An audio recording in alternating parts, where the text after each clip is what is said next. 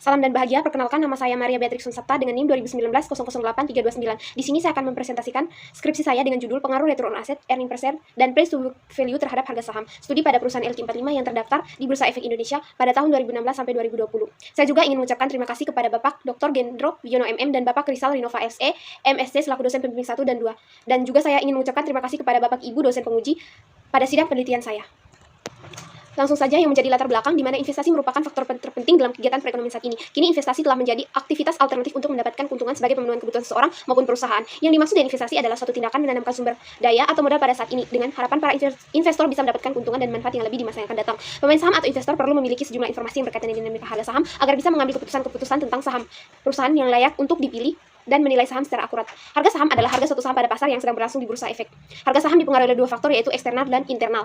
Yang berhubungan dengan eksternal di mana kinerja perusahaan yang dapat dikendalikan oleh manajemen perusahaan seperti besarnya dividen yang dibagi, kinerja manajemen perusahaan, prospek di masa yang akan datang, rasio utang dan ekuitas, serta yang menjadi faktor eksternal yaitu hal-hal yang di luar kemampuan manajemen perusahaan untuk mengendalikannya seperti munculnya gejolak politik, perubahan kurs, laju inflasi yang tinggi, tingkat suku bunga, dan deposito.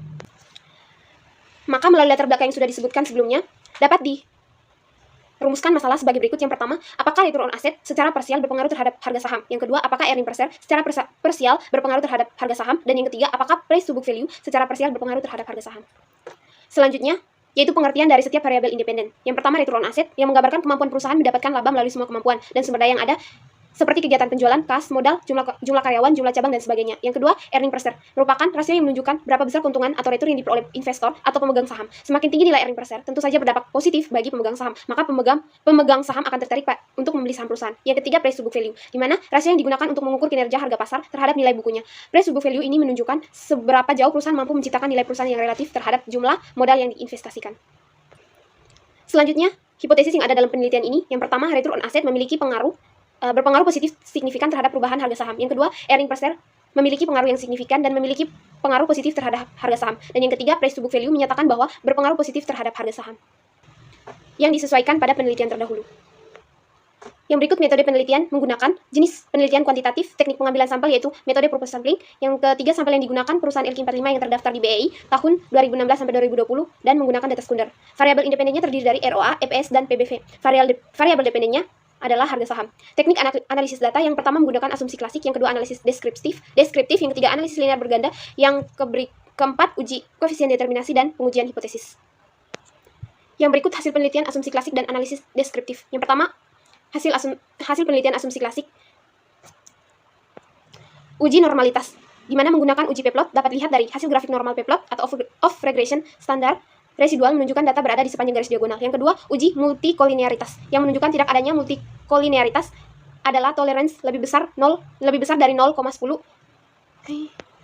Yang berikut uji multikolinearitas yang menunjukkan tidak adanya multikolinearitas adalah tolerance lebih besar dari 0,10 TU sama dengan VIF lebih kecil dari 10.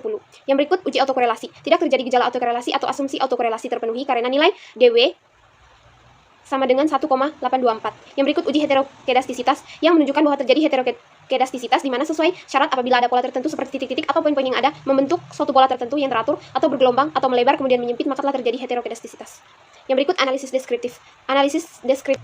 Sesuai dengan gambar grafik di mana statistik deskriptif, return on asset, dan price to book value meningkat, akan tetapi tidak terlalu meningkat selama periode 2016 sampai 2020. Sedangkan earning per share menggambarkan bahwa relatif tetap tidak meningkat maupun menurun selama periode 2016 sampai 2020. Yang berikut uji koefisien determinasi, di mana diperoleh nilai R squares sebesar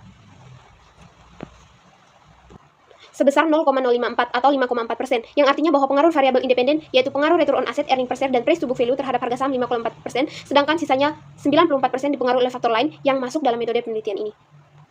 Yang berikut analisis regresi linear berganda, di mana variabel ROA mempunyai pengaruh negatif atau tidak signifikan sehingga dapat disimpulkan H1 ditolak. Sedangkan EPS mempunyai pengaruh positif atau signifikan sehingga dapat disimpulkan H2 diterima. Dan yang ketiga, price to book value mempunyai pengaruh negatif atau tidak signifikan sehingga dapat disimpulkan H3 ditolak. Yang berikut uji koefisien determinasi, di mana diperoleh nilai R square sebesar 0,54%, 54 atau 5,4%, artinya bahwa pengaruh variabel independen yaitu pengaruh ROA, EPS, dan price to book value terhadap harga saham 5,4%, dan sisanya 94,6% dipengaruhi oleh faktor lain yang masuk dalam penelitian ini.